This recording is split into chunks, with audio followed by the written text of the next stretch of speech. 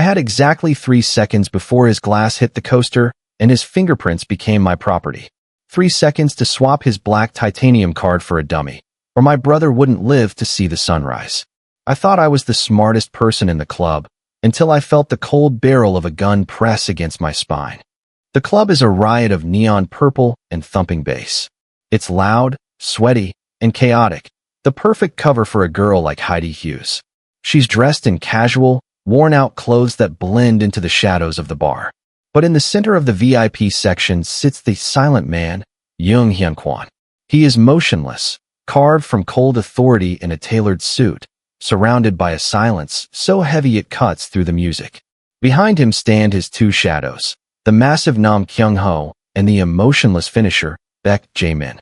The VIP lounge was a sanctuary of shadows and excess, the air thick with the smell of expensive oud and the electric hum of the club's bass vibrating through the floor. Heidi moved with the practiced grace of a shadow, her heart a steady, rhythmic drum against her ribs. She kept her eyes low, her posture relaxed, playing the part of just another girl looking for a thrill in a place that specialized in them. But her focus was laser-locked on Jung Hyun-Kwon. He sat motionless, a masterpiece of cold authority. The neon light traced the sharp line of his jaw and caught the gold of the watch that was her ticket to her brother's survival.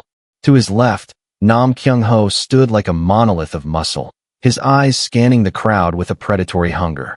To his right, Baek Jae-min remained perfectly still, his gaze a hollow, emotionless void. Heidi took a breath, letting the desperation for her brother's life sharpen her nerves into a razor's edge. She stumbled, a perfect, practiced trip.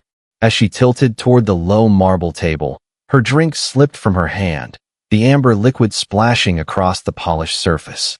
"Oh my God, I'm so sorry," she gasped, her voice a mix of breathless apology and faux embarrassment. She leaned in, her hands moving like lightning as she reached for the napkins on the table. It was the 3-second rule.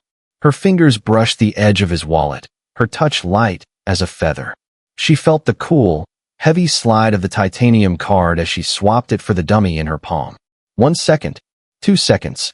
She began to pull back, a spark of victory igniting in her chest. Then, the world stopped. The hand that clamped onto her wrist wasn't human. It felt like a cold iron shackle. Nam Kyung-ho didn't just grab her, he anchored her to the spot. The music seemed to fall away, replaced by a deafening, terrifying silence. Heidi looked up, her defiant posture cracking just enough to show the terror underneath. Jung Hyun-Kwon hadn't moved a muscle, but his eyes were now fixed directly on hers. They weren't angry, they were worse. They were observant.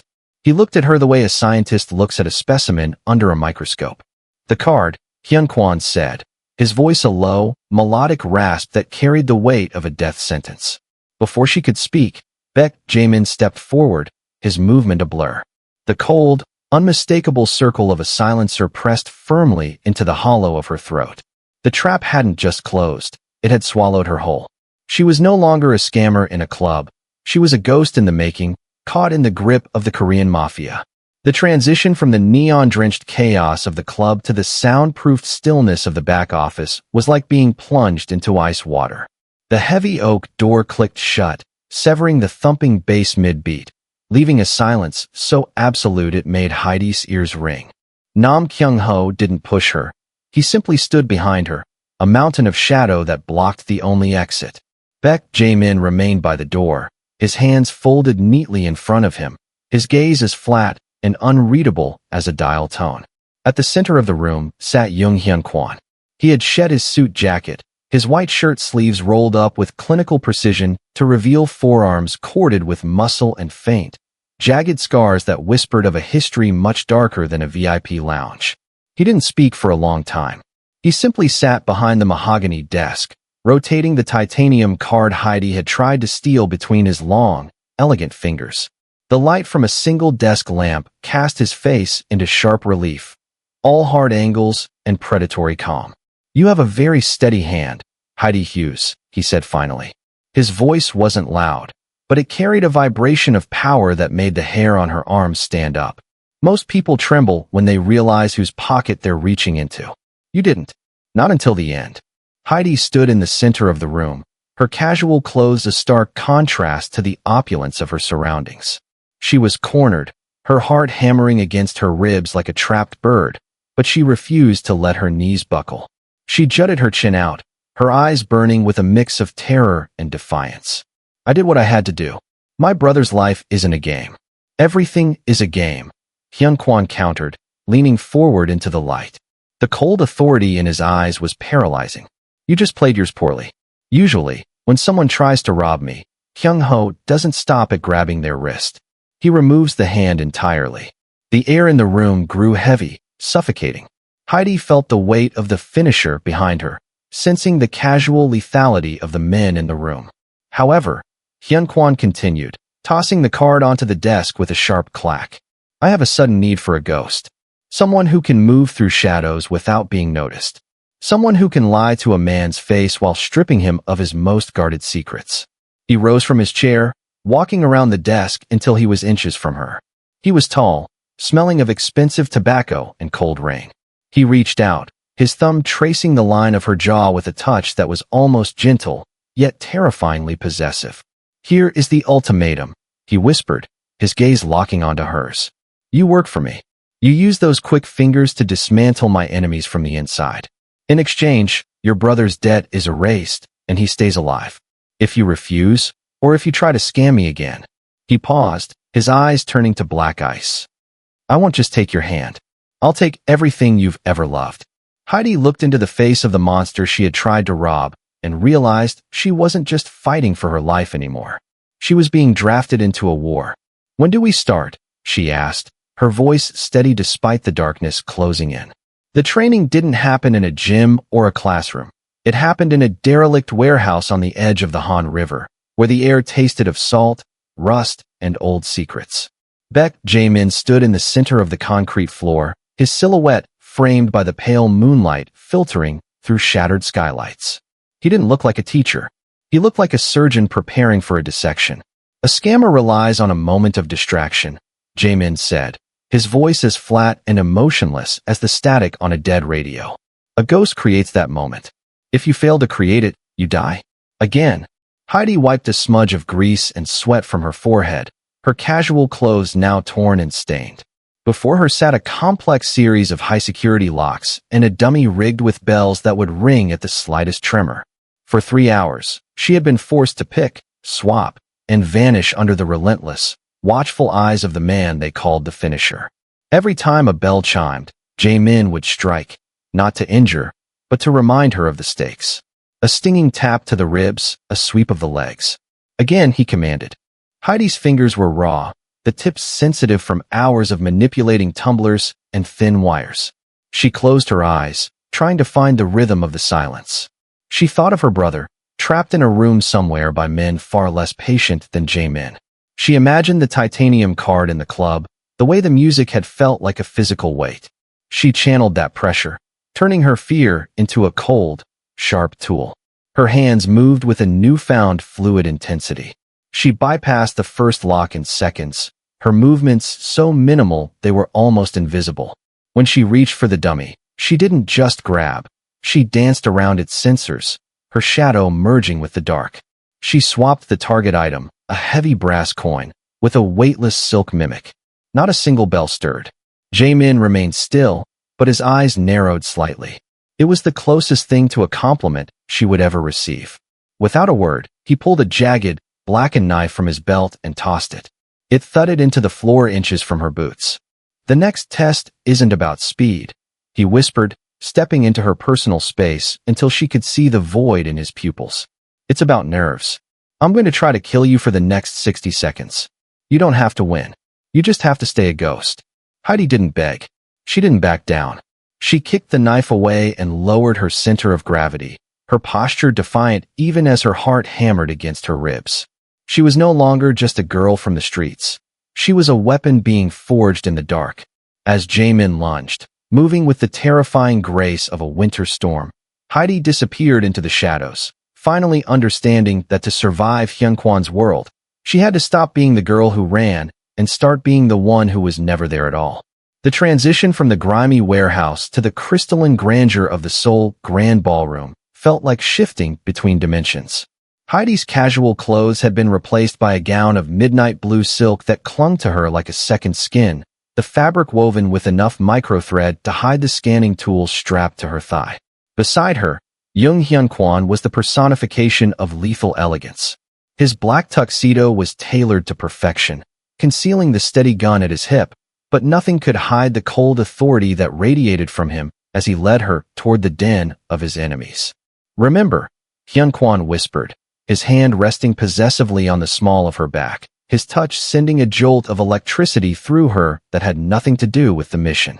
"You are not here to be seen. You are a ghost in diamonds." The mark is Chairman O. He keeps the digital key in his breast pocket, inside a titanium case. You have one window, the toast. The ballroom was a sea of shifting silk and clinking crystal, a high-stakes masquerade where every smile was a lie. As they approached the center of the room, Heidi felt the weight of 100 eyes. Nam Kyung-ho and Baek Jae-min were somewhere in the periphery, blending into the security detail, but for the first time, Heidi felt truly alone in the spotlight. Chairman O was a man who smelled of vintage cognac and arrogance. When Hyun-Kwon introduced Heidi as his latest acquisition, the chairman's gaze swept over her with a predatory grease that made her skin crawl. But she didn't flinch. She leaned into the role, her defiance masked by a practiced, siren-like charm. The lights dimmed for the keynote toast. As the chairman raised his glass, basking in the artificial glow of the spotlights, Heidi made her move. She orchestrated a graceful stumble, a delicate spill of champagne that forced the chairman to steady her. In that fractional second of physical contact, her fingers blurred. It was the 3-second rule scaled for a king. She felt the cold, hard edge of the titanium case. With a flick of her wrist, she swapped it for a 3D printed replica that matched the weight to the milligram. As she pulled away, her heart was a frantic bird against her ribs, but her face remained a mask of apologetic grace. She caught Hyun-Kwon's eye across the rim of her glass. A ghost of a smile touched his lips, a look of chilling approval. They began to navigate toward the exit, the digital key heavy against her skin, but the air suddenly grew cold. At the door, the security scanners let out a low, mournful hum. The chairman's head turned, his eyes narrowing as he reached for his chest. The gala's music didn't stop, but the atmosphere shattered. Heidi realized then that the scam wasn't over. The escape had just begun. The safe house was a cathedral of cold concrete and flickering monitors, but the air inside had turned toxic. The digital key Heidi had swiped was supposed to be their master stroke, yet the moment they attempted to decrypt it, the screens turned a jagged, bleeding red. Access denied wasn't the problem. The problem was the ping being sent back to the rival syndicate, broadcasting their exact coordinates. Jung Hyun-Kwon didn't yell.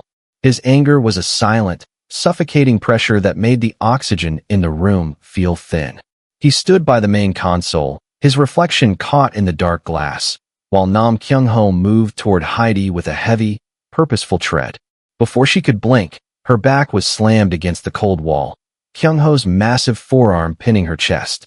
"I didn't do it," Heidi choked out, her defiant posture refusing to break even as her lungs burned.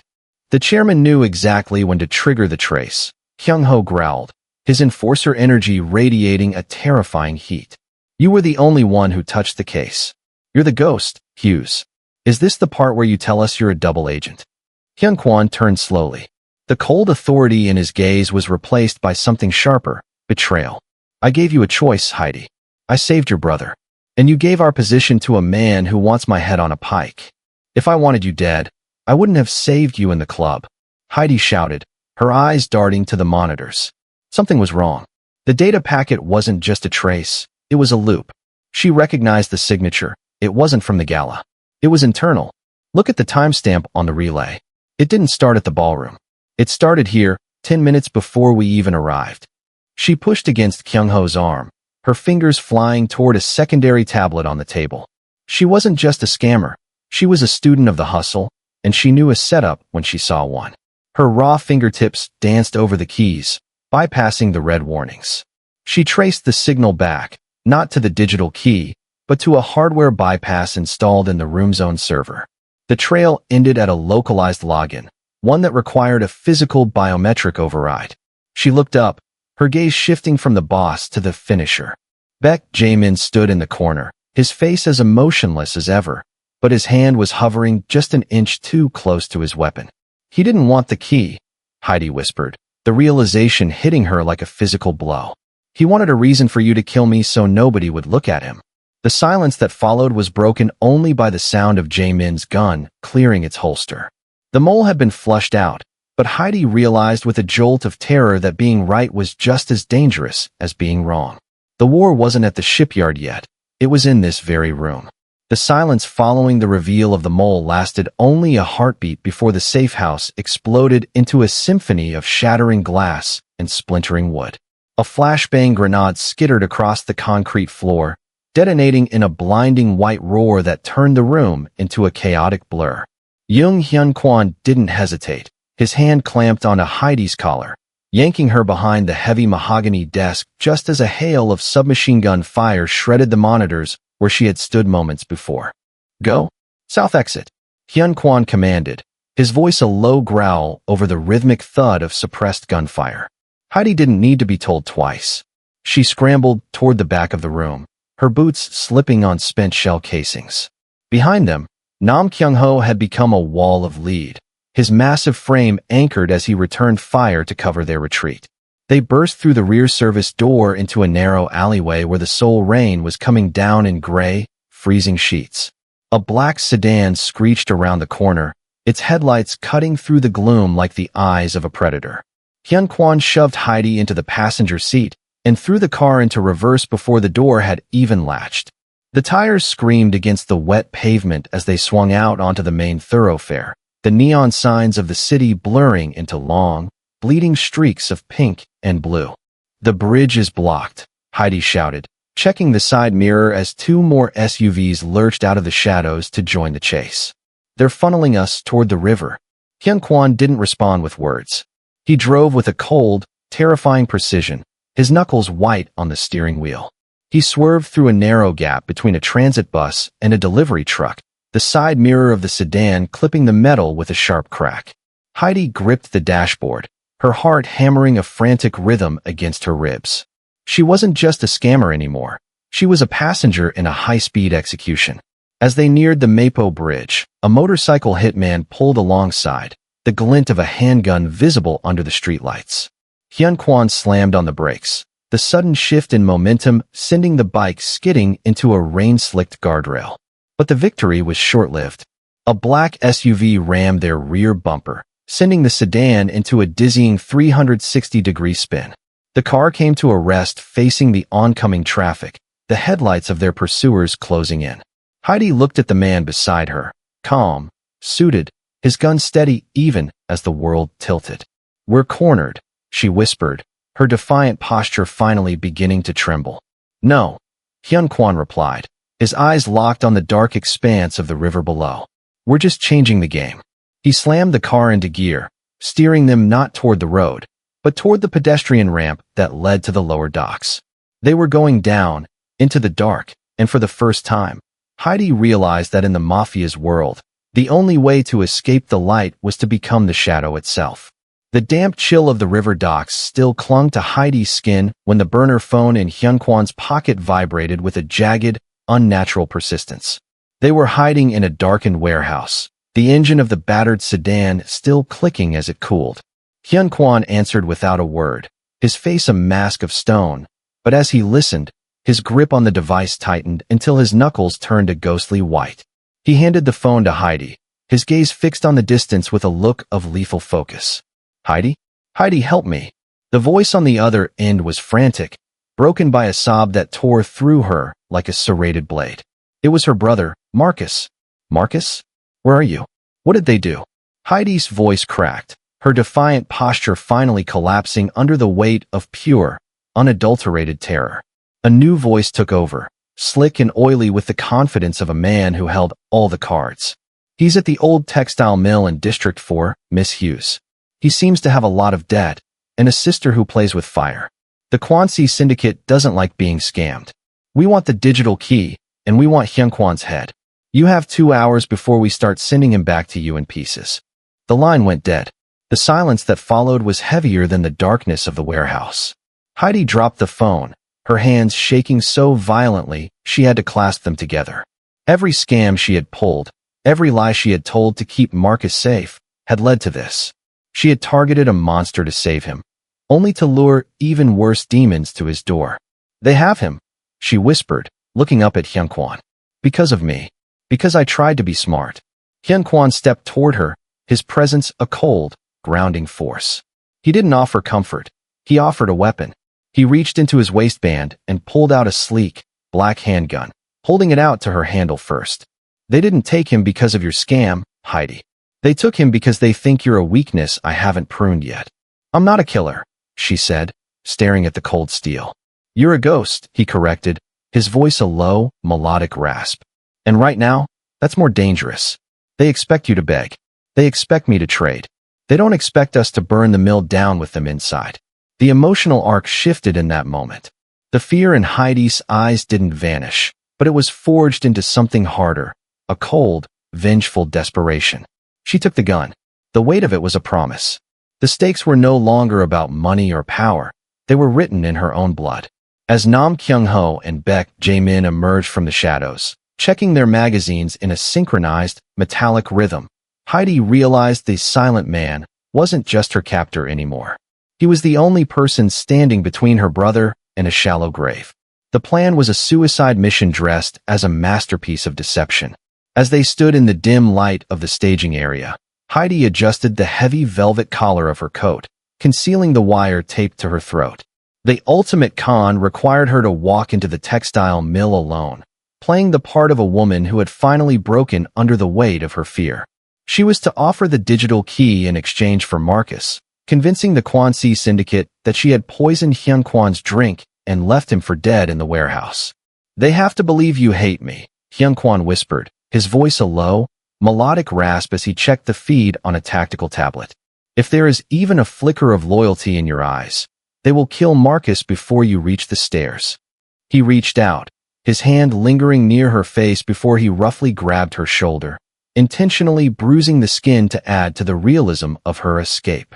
The contrast was jarring, the cold authority of the mafia boss acting out a scene of brutality while his eyes remained locked on hers with a piercing, silent trust. Heidi arrived at the mill as the rain turned into a freezing drizzle. She stumbled through the rusted gates, her breath hitching in a way that wasn't entirely faked. When the rival enforcers surrounded her, she held up the titanium case like a shield. "I did it," she screamed, her voice echoing off the corrugated metal walls. "He's at the docks, he can't move. Just give me my brother." The rival leader, a man with a jagged scar across his throat, stepped into the light. He took the case, opening it to find the digital key glowing with a simulated active light. He signaled to his men, and Marcus was dragged forward, bruised but breathing. The trap was set. The rival syndicate, blinded by the prospect of Hyun-Kwon's downfall, began to move their forces out of the shadows and toward the vulnerable boss at the docks. But the digital key wasn't a key at all. It was a high-frequency beacon. The moment the leader pressed the verification code Heidi provided, the mill's perimeter lights flickered and died. Heidi grabbed Marcus, pulling him behind a stack of industrial crates as the silence of the mill was shattered by the synchronized thwip of suppressed rifles. Hyun-Kwon hadn't stayed at the docks. He was already inside the rafters, a shadow among shadows. The betrayal was the lure, and the silent man was about to speak in the only language his enemies understood, gunfire.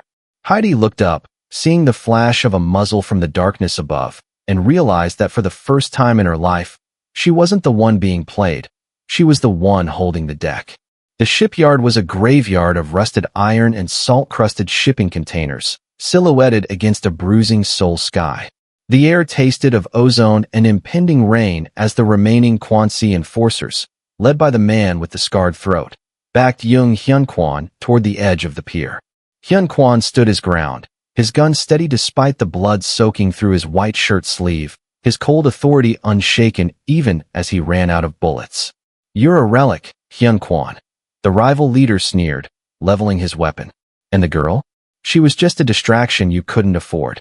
Heidi watched from the heights of a crane's gantry, her heart no longer a frantic bird, but a cold, calculating machine. She had Marcus tucked safely away with Nam Kyung-ho's men. Now, She was the only variable left in the equation. She didn't have a clear shot at the leader, but she didn't need one. She was a scammer. She didn't play the game. She rigged it. She spotted the heavy cargo net suspended directly above the rival squad, held in place by a single, tension release lever. Below her, the leader stepped closer to Hyun-Kwon, savoring the kill. Heidi didn't hesitate. She didn't use the gun. She used the environment. She slammed her body weight against the rusted lever, the metal groaning before it gave way with a thunderous crack. The cargo net, filled with tons of industrial scrap, plummeted. The impact didn't just crush the opposition. It sent a shockwave through the pier that knocked everyone to their knees. In the confusion, Heidi dropped from the ladder, sliding down the wet steel with the grace of the ghost she had become. She landed between Hyun-Kwon and the rising leader, her stolen Glock leveled with a hand that no longer trembled. She fired 3 times.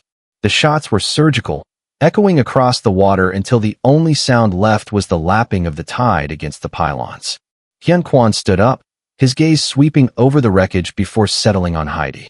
For a long moment, the silence between them was the same one that had started in the club, heavy, profound, and dangerous. But as he reached out, he didn't take her hand to lead her. He placed his hand on her shoulder as one would a partner. "The hierarchy has changed," he said, his voice a low, melodic rasp that carried over the wind. Heidi didn't look back at the life she had left behind. She stood beside him, her casual clothes replaced by a dark, tactical silk that shimmered like oil on water. She was no longer the girl trying to scam a man for her rent. She was the woman who had saved a king. As the sun began to break through the clouds, illuminating the empire they would now rule together, Heidi Hughes finally stopped running. She was exactly where she was meant to be, at the right hand of the throne.